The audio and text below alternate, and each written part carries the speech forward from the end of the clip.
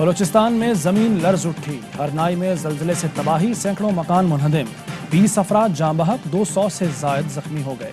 मुतादिद अफराद के मलबे तले दबे होने का खदशा। रिक्टर स्केल पर जल्जले की शिद्दत 5.9 रिकॉर्ड की गई। मरकज हरनाई के करीब 15 किलोमीटर गहराई में था। वज़ीर आला जाम कमाल कहते हैं सूबाई हुकूमत जल्जला ज़दगान की हर मुमकिन मदद के लिए इक़दामात कर रही है। सिक्योरिटी फोर्सेस के जवान इमदादी कार्रवाइयों में पेश। हरनाई में खुराक और इमदादी सामान की तकसीम। ISPR के मुताबिक 9 शदीद जख्मी आर्मी हेलीकॉप्टर्स के जरिए क्वेटा मुंतकिल कर दिए गए। Army urban search and rescue team भी रावलपिंडी से क्वेटा रवाना।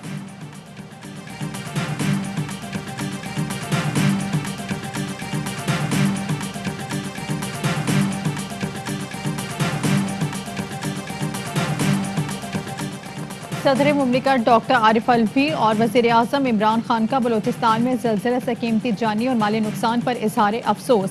जख्मियों की जल्द सेहतियाबी के लिए दुआ। वज़ीर आज़म की मुतल्लिका इदारों को सूबाई हुकूमत की हर मुमकिन मदद फराहम करने की हिदायत। कहा वफाकी हुकूमत मुश्किल घड़ी में मुकम्मल ताउन करेगी। नुकसान के अजाले के लिए तखमीना लगाने के अहकाम सादिर कर दे।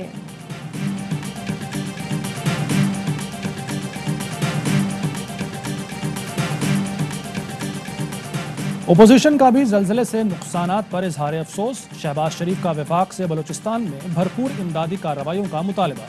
बिलावल भुट्टो बोले वफाकी और सूबाई हुकूमत जख्मियों की जिंदगी बचाने के लिए ठोस इकदामात करे। अमीर जमात इस्लामी सिराजुल हक का भी जल्जले से अमवात पर इजहार अफसोस।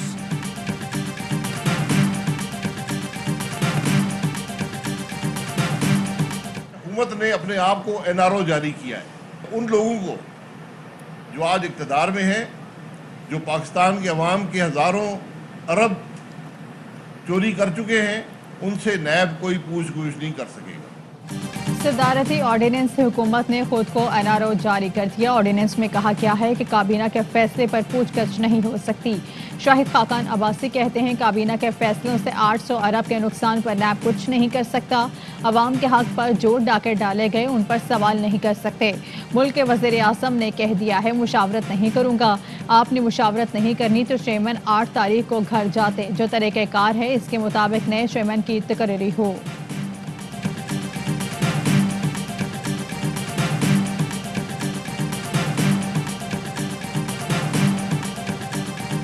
बुनियादी मकसद है नैब का, यानी एक ऐसा इदारा जो हुकूमत के ऊपर जो बैठे हुए हैं, जो फैसले कर रहे हैं सियासतदान, उनके ऊपर चेक एंड बैलेंस रख सके। नैब कवानीन में तरमीम इदारे को उसके असल मकसद की तरफ ले जाने की कोशिश है। सूबों में FIA एंटी करप्शन के इदारे थे, इनको हाउसिंग अथॉरिटीज़ के आपस के झगड़ों के अंदर डाल दिया गया।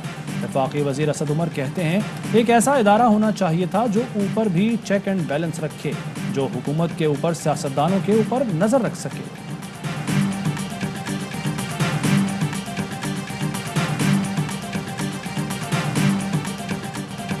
बेनामा पैराडाइज पेंडोरा पेपर्स ने हजारों ऑफशोर कंपनियों की तस्दीक की। ये ऑफशोर कंपनियां लूटी दौलत की मनी लॉन्ड्रिंग के लिए इस्तेमाल हुई।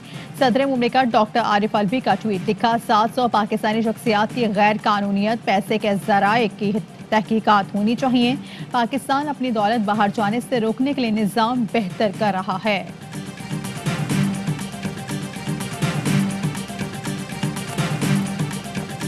कानून साजी करनी है, आपने महंगाई का तूफान बर्पा किया है, उस पर करें। अपनी मर्जी के कानून ऑर्डिनेंसेस के थ्रू लाते हैं। इस वक्त तो शॉर्ट टर्म बेनिफिट हो सकता है, इलेक्शंस में इन सब चीज़ों पे हिसाब किताब लिया जाएगा। वज़ीर आला सिंध ने पेंडोरा पेपर्स में शामिल वज़रा से इस्तीफ़ों का मुतालबा कर दिया। कहते हैं इमरान खान ने 2016 में ऑफशोर कंपनी वालों को चोर कहा था, तो आज उनके वज़रा भी चोर निकले। कानून साज असम्बलियों से होनी चाहिए, पार्लियामेंट को बाईपास नहीं करना चाहिए। इसका अभी तो फ़ायदा होगा मगर इंतखाबात में हिसाब किताब लिया जाएगा। अगले इलेक्शन में PTI कहीं नज़र नहीं आ रही।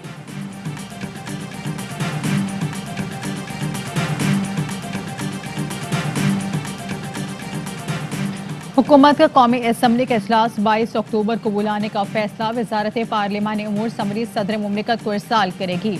स्पीकर कौमी असम्बली असद कैसर और बाबर आवान के स्पीकर हाउस में मुलाकात। कानून साजी और रियासती उमूर निपटाने के लिए इजलास तलब करने पर इत्तफाक। हुकूमत आवामी और मुल्की मफाद की कानून साजी में किसी किस्म की ताख़ीर नहीं चाहती।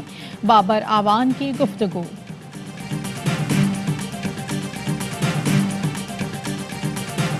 आप ये कहें कि जी केपीटी में करप्शन खत्म हो गई या पोर्ट कासिम में करप्शन खत्म हो गई, मैं आपको कहूंगा कि अगर मैं कहूं तो मैं झूठ बोल रहा हूँ। नहीं हुई। शुरू में आके बड़ी अच्छी ऑफर्स आई मुझे, मेरे अल्हम्दुलिल्लाह नथिया गली में बड़े बंगले बन चुके होते, बार भी बन चुके होते। वज़ीर-ए-आज़म ने मुझसे कहा, वज़ारत बहरी उमूर आप संभालें, करप्शन बहुत है। शुरू में बहुत ऑफर्स आई, अगर मैं पैसा खाता तो नथिया गली में बंगले होते।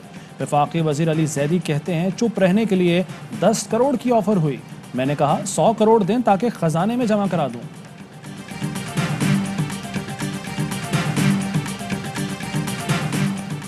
और नूर मुकद्दम कत्ल केस फर्दर जुर्म के लिए 14 अक्टूबर की तारीख मुकर्रर। मुल्जिमान की डिजिटल सबूत की कॉपी मुहैया करने से मुतालिक दरख्वास्त खारिज।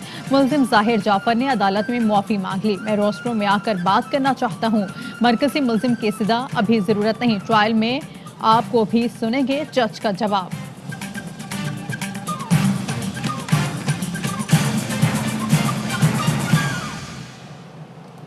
हेडलाइंस आपने जाने।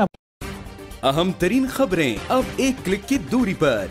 आपके पसंदीदा टॉक शोज हों या अहम मुल्की या गैर मुल्की शख्सियात की न्यूज कॉन्फ्रेंसेस, हर लम्हा बाखबर रहने के लिए सब्सक्राइब करें हमारा YouTube चैनल। मौसम की सूरत हाल हो या खेल के मैदान से खबरें, अपने मोबाइल फोन से मुल्की और बैनुल-अक़वामी अहम खबरों तक रसाई के लिए डाउनलोड कीजिए मोबाइल ऐप। बावसूख ज़राए से मुसद्दिका खबरों, तज्ज़ियों और तबसरों से मुस्तफीद होने के लिए विजिट कीजिए पाकिस्तान की सबसे बड़ी न्यूज वेबसाइट www.arYnews.tv। इन सब के अलावा पाकिस्तान का सबसे बड़ा फेसबुक पेज हो, सबसे बड़ा न्यूज इंस्टाग्राम अकाउंट या फिर ट्विटर, ARY न्यूज पहुंचा रहा है खबरें सबसे पहले आप तक, ताकि आप रहें हर लम्हा बाखबर।